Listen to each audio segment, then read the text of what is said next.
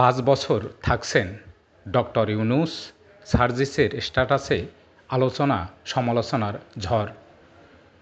জাতীয় নাগরিক পার্টির এনসিপি উত্তরাঞ্চলের মুখ্য সংগঠক সার্জিস আলম সম্প্রতি ফেসবুকে একটি স্ট্যাটাস দিয়েছেন, যেখানে তিনি ডক্টর মোহাম্মদ ইউনূসকে ৫ বছরের জন্য বাংলাদেশের নির্বাচিত সরকারের প্রধানমন্ত্রী হিসেবে দেখার কথা জানিয়েছেন। কিন্তু তার এই ইচ্ছা নিয়ে রাজনৈতিক মহলে চলছে নানা আলোচনা সমালোচনা। রাজনৈতিক বিশ্লেষকরা সার্জিসের বক্তব্যকে বিভ্রান্তিকর ও প্রোপাগান্ডা হিসেবে দেখছেন। তাদের মতে প্রধান উপদেষ্টা হিসেবে ডক্টর ইউনূসকে পদত্যাগ করে রাজনীতিতে যোগদান করতে হবে। তাদের মতে সার্জিসের এই মন্তব্য অন্তর্বর্তী সরকারের প্রধান ডক্টর ইউনূসকে আরও বিতর্কিত করবে। সার্জিস তার স্ট্যাটাসে বলেছেন, প্রফেসর ডক্টর মোহাম্মদ ইউনূসকে বাংলাদেশের নির্বাচিত সরকারের ৫ বছরের জন্য প্রধানমন্ত্রী হিসেবে দেখার আকাঙ্ক্ষা আমার সারা জীবনের থাকবে।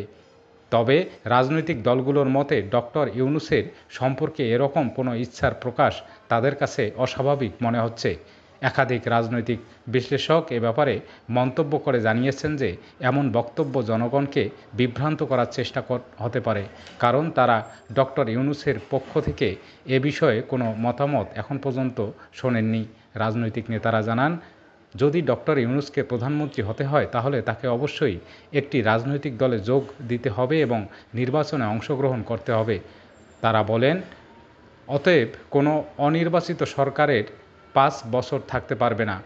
এছাড়া এনসিপি এই বিষয় নিয়ে এখনও আনুষ্ঠানিক কোনো বক্তব্য দেয়নি। রাজনৈতিক দলগুলোর মতে এ ধরনের বক্তব্য জাতীয় নির্বাচনকে বিলম্বিত করার জন্য তৈরি করার নতুন ইস্যু হতে পারে, যা জনগণের দৃষ্টি অন্যদিকে ফেরাতে সাহায্য করে।